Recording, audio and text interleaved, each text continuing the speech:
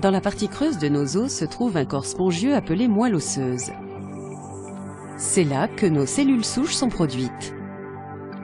Les cellules souches sont des cellules immatures qui se différencient ensuite en diverses cellules sanguines.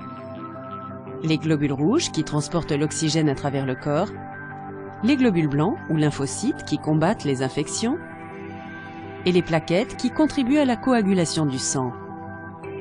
La leucémie aiguë lymphocytaire, LAL, est un cancer des cellules souches de la moelle osseuse qui produisent les lymphocytes. Le terme aigu signifie que les cellules cancéreuses se multiplient rapidement et qu'elles s'accumulent dans les cellules normales du sang et de la moelle osseuse.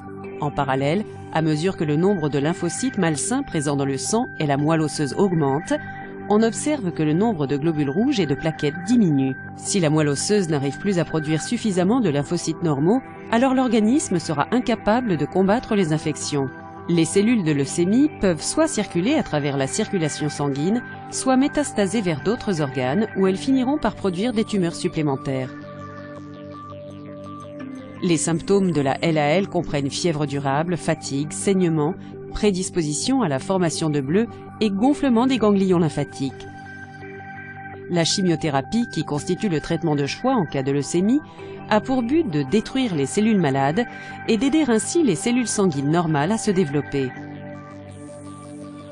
En cas d'échec de la chimiothérapie, il est possible de passer à la radiothérapie, à l'immunothérapie, voire à la greffe de moelle osseuse. La leucémie aiguë lymphocytaire est le cancer le plus fréquent chez les jeunes enfants.